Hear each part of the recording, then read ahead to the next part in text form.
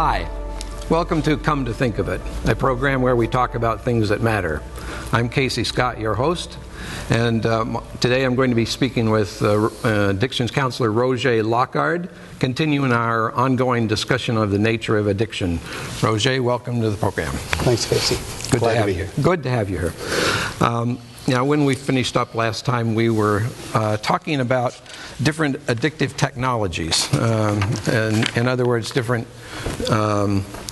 types of things that people can be addicted with. And we went down this list, and we had one remaining item on the list, and that was pathology, which seems very counterintuitive. So I'm wondering if you can enlighten us a little bit on how that works. Well, very succinctly, I think I can say that in many cases you find that people, that being addicted to a pathology has to do with getting confused about where your identity, where your being lies. And there are people frequently who in effect become their disease, and if you try to take their disease away from them, they end up in a crisis. And I think a very poignant and accurate way to describe that crisis is withdrawal. Just like taking any of the other addictive technologies away that we've talked about in previous conversations. One stands out for me, and that is the current enthusiasm for the, quote, disease state of depression. I have a different perspective for the most part.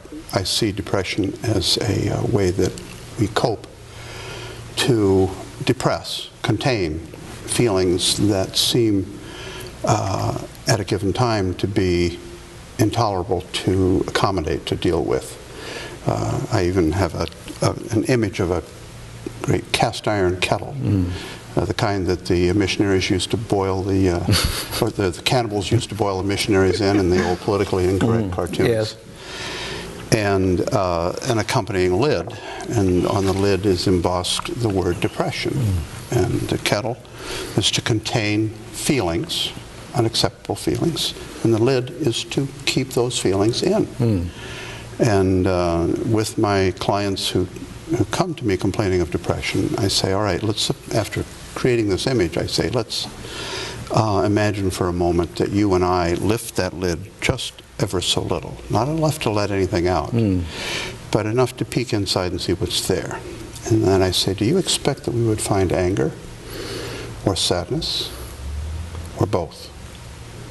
And Casey, and I would say coming on 30 years of offering this to people, it has never taken anyone a full 10 seconds to respond spontaneously and with a clear sense of recognition.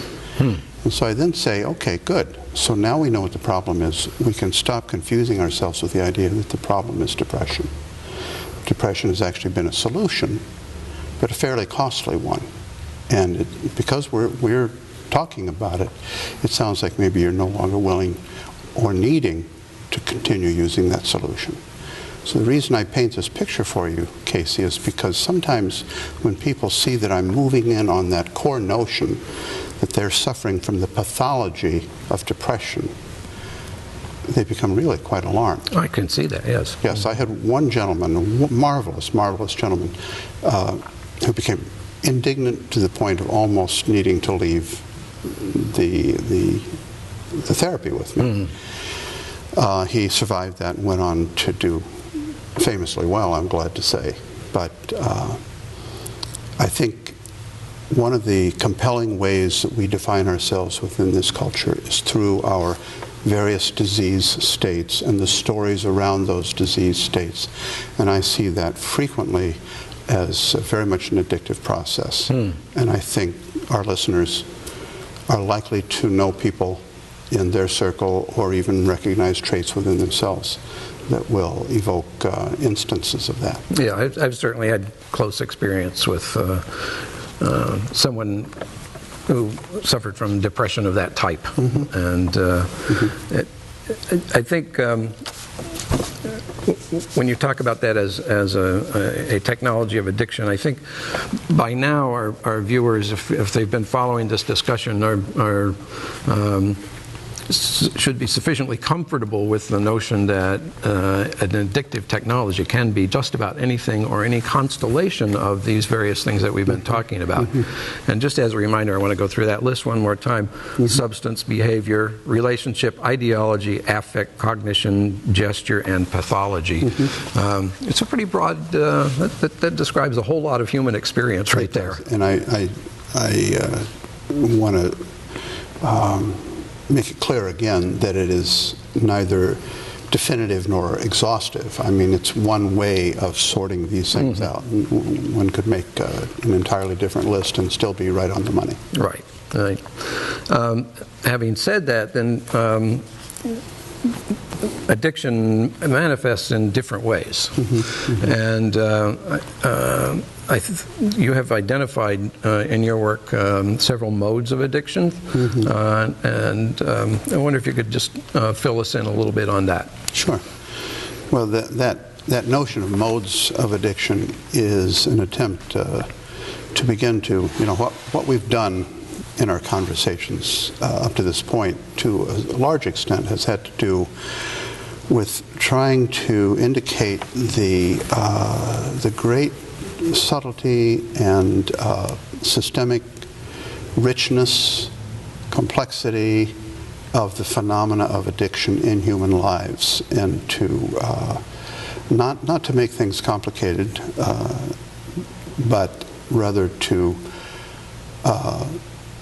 begin to open our eyes and our minds to the idea that this is essentially a human process playing itself out, and with the infinite variability that human process continues to show over and over. Having done that to the extent that we have, my goal now is to begin to come back and say, all right, what are the unifying themes? And not to say that we're all condemned to be addicts. No. When you say that that's human process, you mean it is a natural thing. I'm saying that it's a natural potentiality within human nature. And I would say that the person who is utterly exempt from addictive consciousness and behavior in our culture is extremely rare. Yeah. But that we'll get into that a little later on, yes. So these three modes are a way to try to take, all right, we've had all of these technologies and all these other things. Can we begin to group the phenomena of addiction in human lives in a way that we can kind of say, all right, these make sense as broad generalizations that are illuminating, not just, labels. We're not just making a taxonomy for the sake of making exactly, one. Yeah. Exactly. So the language is a little quirky, but I'll explain it as we go along. The three modes are autonomous addicts, codependents, and what are called adult children. Each of them requires a bit of explanation. The third probably requiring the most explanation. The word autonomous in autonomous addicts is simply referring to the notion that for those addicts, the technology, the preeminent technology which has them by the throat. What you might call the core addiction. Yeah, you could, that works. Yeah. Is one that does not critically require the involvement of other people. Hence the word autonomous. As an alcoholic, I could drink, and I didn't need you, I didn't need anybody else. I could, if I was addicted to exercise, I could exercise. If I was addicted to food, I could eat. If I was addicted to sex, there were any number of behaviors that I could do by myself. Obviously, some that would involve other people, but plenty that need not, etc. And the codependent is a person where it does require the involvement of other party or parties. And the adult child is what I often describe as the saddest and the purest of the three modes. But to get into that, we need to explain exactly where that phrase comes from and why I use it as a category for this broad grouping. But before I get into that, I thought I'd like to share the three very succinct characterizations of these three modes, in part because in doing so, we get a glimpse at what's different about the adult child predicament. Sure.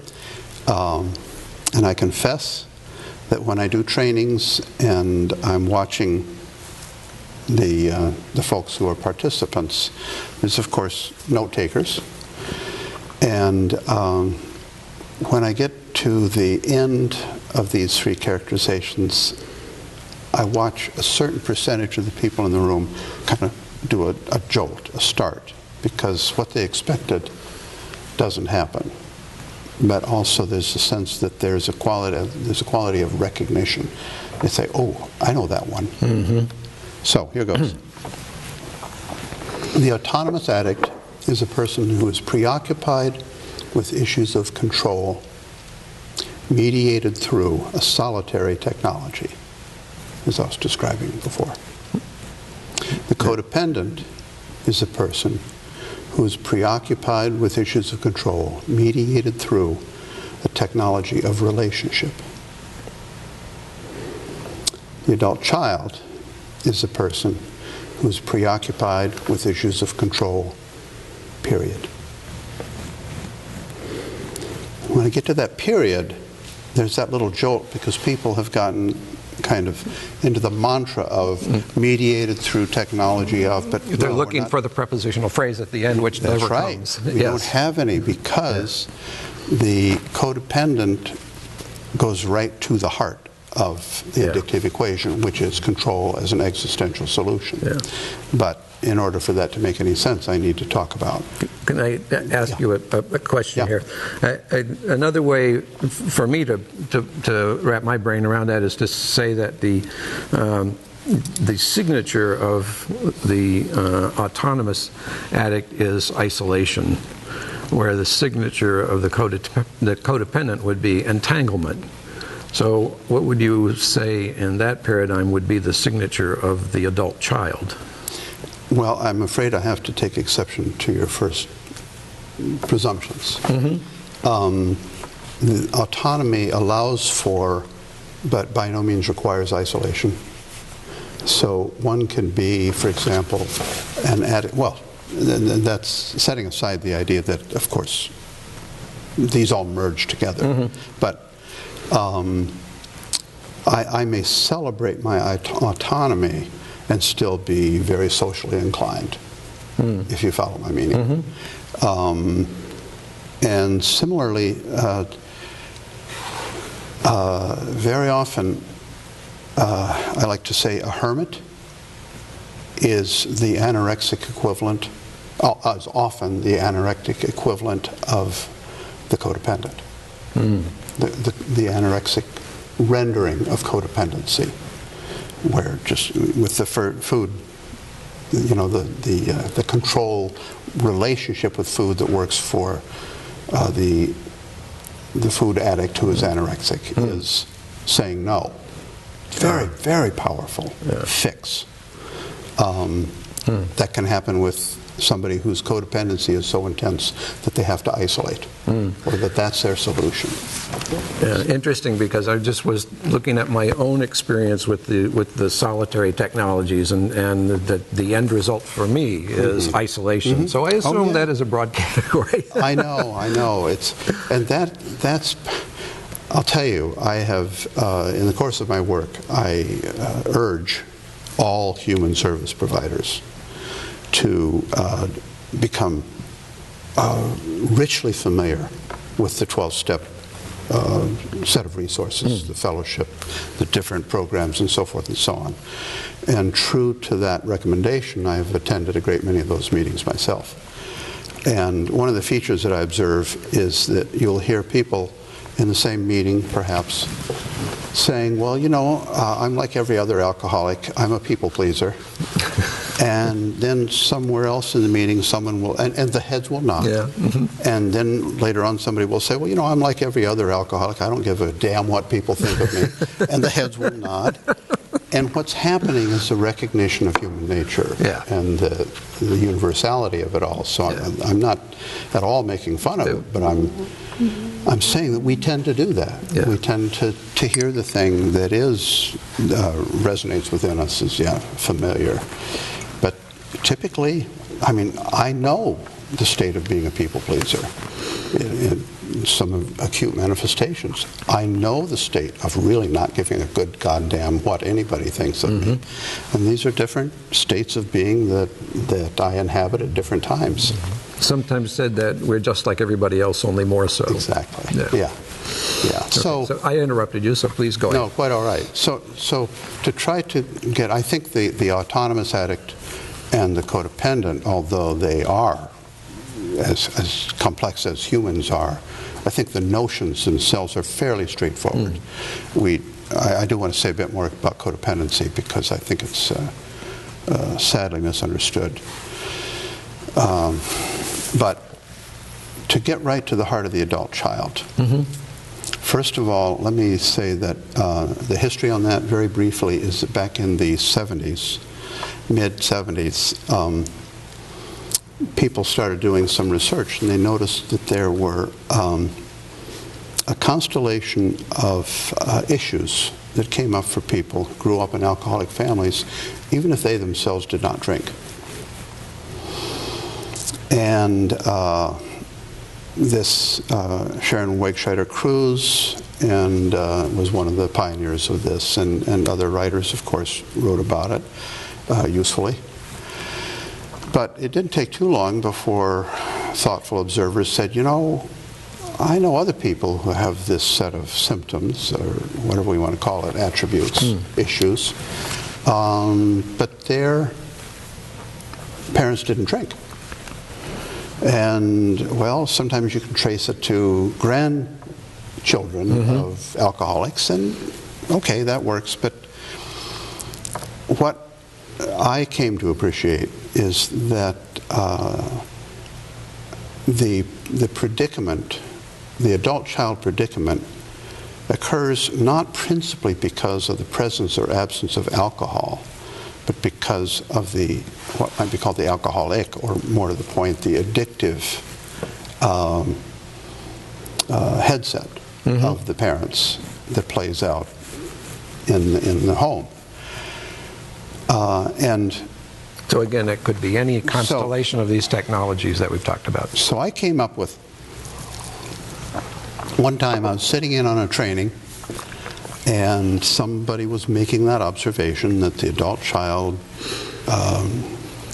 pattern of issues was not peculiar to families where there was alcoholism.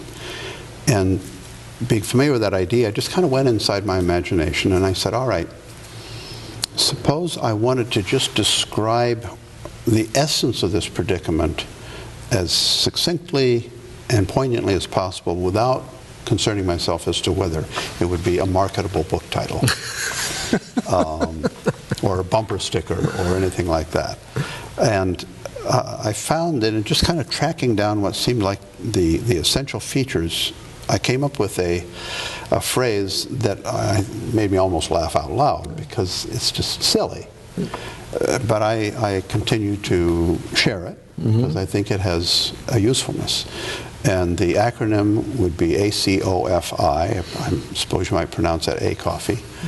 What it stands for, the words, is Adult Child of Flawed Immortals.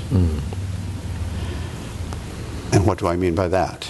Well, I mean the experience of growing up with someone who experienced themselves the requirement that they live up to some description of perfection. Now, I have to say, the description of perfection, again, the range is as wide as we can imagine, all the way from the person who feels that thou shalt always be politically correct, or thou shalt always follow the dictates of, what's the classical woman who's an expert on manners? Oh, Emily Post. Yes, exactly. Yes. That, you know. Or it could be a form of religious oppression. Or it could be a very, you know, it makes us, I'm making it sound like these are all descriptions that could be articulated. But it could be the guy who, or woman, who just has this internal conviction, you don't never feel nothing. Yeah. And that's their description of perfection. Yeah. In any case, what happens for the person growing up in this milieu, in this environment, is that they glean two fundamental organizing principles. One is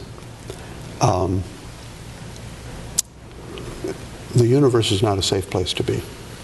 What I mean by that is they have a series of experiences that demonstrate to them that how things are presented to them and how they actually turn out to be very frequently don't line up.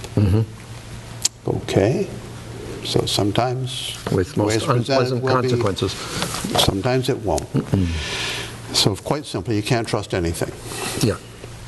And secondly, by the modeling of these parents who are on the one hand requiring of themselves some version of perfection, and I'm using the word perfection to say there's no play, there's no flex in it. It's just like it's absolutely the way it is. Yeah.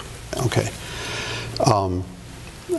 That although they require that of themselves, they of course on some level recognize that they don't live up to it. And then they manifest that dismay however they manifest it. So the kids in the meantime are getting it all right. So it's not okay to fall short of that description of perfection. But of course we all do. Right. And kids personalize everything. So the idea that it's not okay to be a flawed mortal human being translates to the very personal conclusion, it's not okay to be me. Yeah. So here are the two organizing principles of the adult child. Number one, you can't trust anything. Number two, it's not okay to be me. These converge to constitute a mandate from the universe, if you will, to this little being coming into consciousness and striving to discern how do I best orient and conduct myself in this life. And that mandate is quite simply this: thou shalt be in complete control at all times.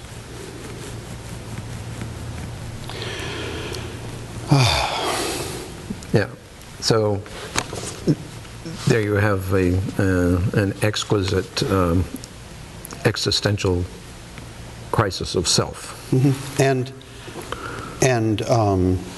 you know, our listeners will recall that the central theme of this model of addiction, of this way of understanding addiction, is that it's about the use of control as an existential solution.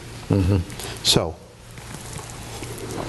in the case of the adult child, they get there directly, without any mediating technology. Yes. Now that, again, I have to say, that's the pure version of this particular model. The actual individual may have gone out and found some technologies, so in addition to being an adult child, they're an alcoholic or a sex addict or this and that or all of the above.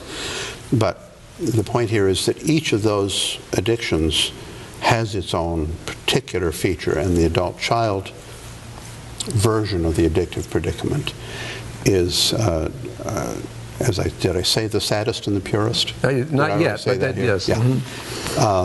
I say that about that adult-child predicament. It's the purest because it cuts right to control. Yeah. It's the saddest because it doesn't go through the mediating episode of discovering a technology that for a while seems to provide a much more expansive or rewarding or gratifying, pseudo-fulfilling, whatever we want to call it, experience of being in life, in the world, in oneself.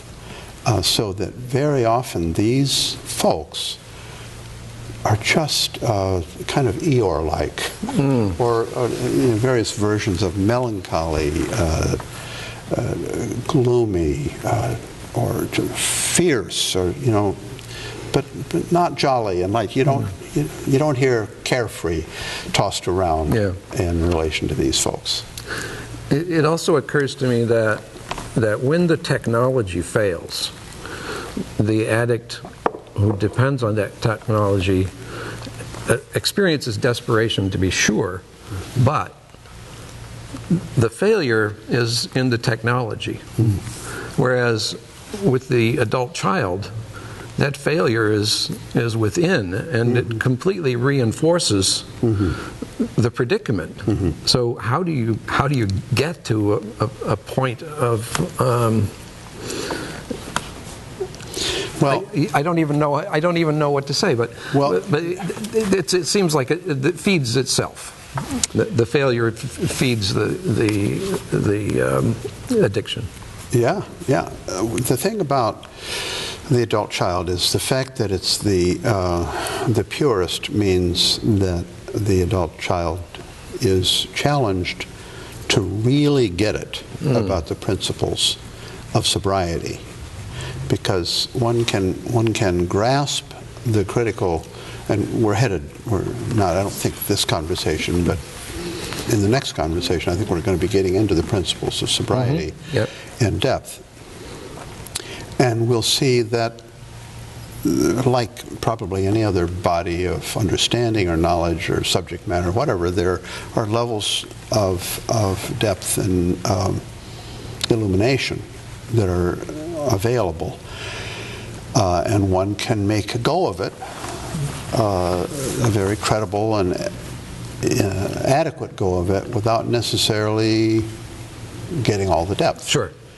But in the case of the adult child, they kind of better get the essence of it, or they're going to keep circling around in this control miasma.